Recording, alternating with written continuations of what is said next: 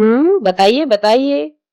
Mister सिंगराय के चेहरे पर डर साफ झलक रहा था। थोड़ी सांस लेकर उन्होंने कहा, तुरंत टॉर्च और पिस्तौल लेकर मैं नीचे गया। देखा टोपी बोगनवेलिया के पेड़ में झुककर जैसे सो रही थी। सबसे चौंकाने वाली घटना तो पिछली रात की थी। टोपी कब कमरे से बाहर गई पता ही नहीं चला। एक गुलाब के पेड़ पर चढ़ गई। आज सुबह बागवान ने देख लिया और कॉर्नल ने बीच में रोकते हुए कहा, समझ गया। टोपी आप लाए हैं? लाया हूँ। इस अजीब व गरीब चीज को और पास रखने का बिल्कुल मन नहीं है कर्नल। कहते हुए सिंगराय ने कीट बैग खोला और कोन जैसी टोपी बाहर निकाली।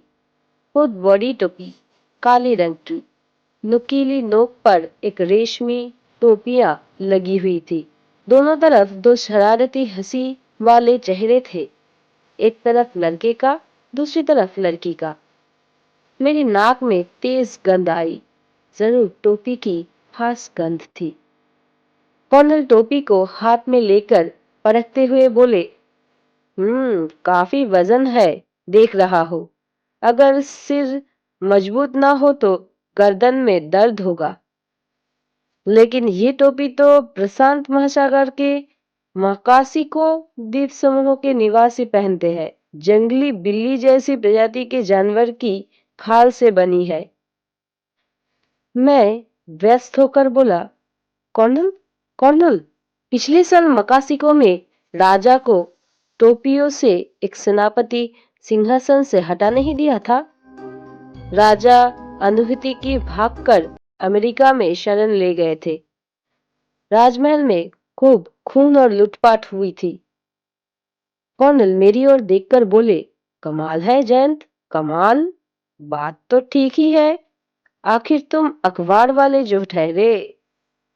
फिर बोले, अरे मिस्टर सिंगराय, तो फिर ये टोपी फिलहाल मेरे पास ही रहने दीजिए। कोई आपत्ति तो नहीं? सिंगराय जैसे राहत की सांस लेकर बच गए। बोले, बिल्कुल नहीं, बल्कि आपने तो मेरी जान बचा ली कर्नल। अरे बाप रे, अभी भी मेरा दिल धक धक कर रहा है। ये भूतिया टोपी कहीं सचमुच मेरी गर्दन ही ना मरोड़ दे साहब। कर्नल बोले, ठीक है, मैं शाम के वक्त आपके घर आऊंगा। जयंत भी मेरे साथ जाएगा। कैसा रहेगा? सिंगराय ने सिर हिलाकर सहमति दे दी। बात के मुताबिक 5:30 बजे फिर मैं कर्नल के फ्लैट में गया। देखा वे मेरा ही इंतजार कर रहे थे। थोड़ी हंसी के साथ मैंने कहा, टोपी ने तो आपको खूब परेशान किया होगा कर्नल। कर्नल गंभीर चेहरे से सिर हिलाकर बोले, नहीं जयंत, और यही तो अजीब बात है। क्यों क्यों? अगर टोपी सच में भूतिया होती तो हर जगह भूतिया हरकतें करती। फिर भी मेरे घर आकर वो अचानक शांत प्यारी बच्ची बन गई। कोई मतलब ही नहीं बनता। तो क्या सिंहराय ने झूठ बोला? क्या उन्होंने अखबार में खुद ही ये खबर दी थी? लेकिन इन सब का मकसद क्या है कर्नल? सिंहराय क्यों इतने अजीब घटना फैला रहे हैं? सब कुछ जानने के लिए ही हम उनके घर जा रहे हैं। चलो निकल पड़ते हैं। न्यू अलीपुर में सिंहराय के इवनिंग लॉज पहुंचने पर शाम के 6 बज रहे थे। बहुत बड़ा घर, चौड़ा लॉन, फूलों का बगीचा, टेनिस कोर्ट भी था। उन्होंने हमारा स्वागत किया और विशाल ड्राइंग रूम में बिठा दिया। टोपी कर्नल के हाथ में थी। सोफे के एक कोने में रखकर उन्होंने उसके पास ही बैठना पसंद किया। फिर बातचीत शुरू हुई। देखा, कर्नल ने टोपी का कोई जिक्र तक नहीं किया। घर की विभिन्न कला संपत्तियों की और ध्यान देते हुए पुरातत्व पर चर्चा में लग गए। मैं उन विशेषज्ञ चीजों को समझ नहीं पाया, चुपचाप बैठा रहा। अचानक मेरी नजर टोपी पर पड़ी। वो हिल रही थी। हिलते हिलते सोफे के पीछे की ओर चली गई। कमरे में रोशनी बहुत तेज नहीं थी, हल्की धूसर रोशनी जल रही थी। मैं अपनी आंखों पर विश्वास नहीं कर सका। इतना चकित और डर गया कि बोल ही नहीं पा रहा था। टोपी सोफे के पीछे से धीरे धीरे मदहोश जैसी चाल में आगे बढ़ रही थी। नुकीली टोपियां झुक झुक कर हिल रही थी। देखते देखते उसकी गति बढ़ गई। दरवाजे की ओर जाते ही मैं चीख पड़ा, कर्नल, कर्नल टोपी! टोपी भाग रही है। सिंहराय हैरानी से ताक रहे हैं। कर्नल को देखा, वो हल्की मुस्कान के साथ उठ खड़े हुए, फिर दरवाजे की ओर बढ़े। इसी बीच टोपी दरवाजे के बाहर अदृश्य हो गई। कर्नल दरवाजे के पास पहुंचते ही अचानक कूद पड़े, फिर वो भी अदृश्य हो गए। इतने में मेरी भी सांस थम सी गई। दौड़ते हुए मैंने चिल्लाया, कर्नल, कर्नल! अचानक लॉन के दूसरी तरफ एक गेट के पास धमाके जैसी आवाज हुई। जरूर किसी ने गोली चलाई थी। दरवाजे वाला चिल्लाया। दौड़ धूप शुरू हो गई। गेट पर पहुंचकर देखा, कर्नल एक हाथ में टोपी, दूसरे हाथ में पिस्तौल लेकर खड़े हैं। चेहरे पर वही हल्की मुस्कान। मैं सांस रोककर बोला, क्या हुआ कर्नल? कर्नल बोले, मेरे पास नहीं, वहां सारा रहस्य छिपा है जयंत। देखो, देख पा रहे हो?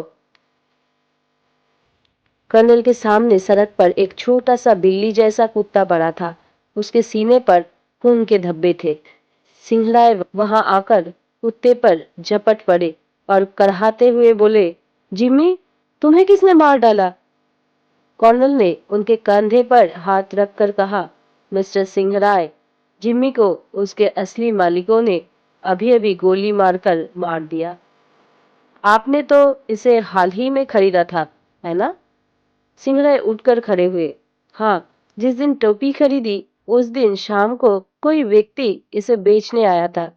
लेकिन आप क्या कह रहे हैं? मैं तो इन सब बातों को समझ ही नहीं पा रहा हूँ।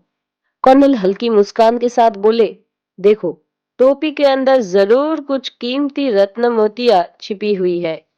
टोपी को हथियाने के लिए ही जिम्मी को उन्होंने आपके पास बेचा था।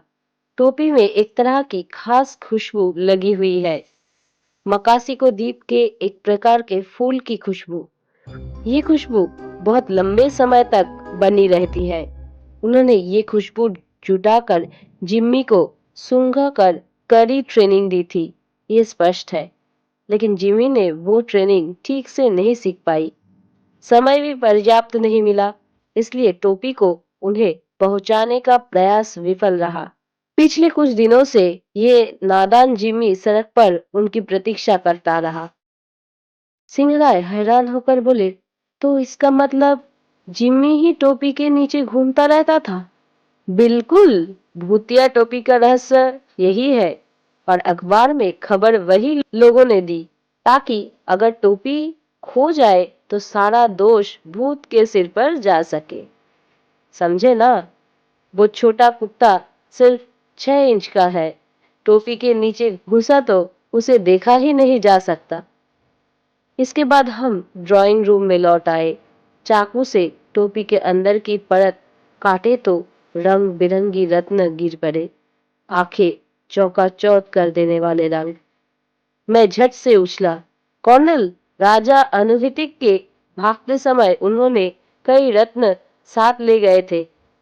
रास्ते में बहुत खो गए थे। लगता है इस टोपी में भी कुछ थे। कर्नल ने सिगार जलाते हुए बस कहा, हम्म।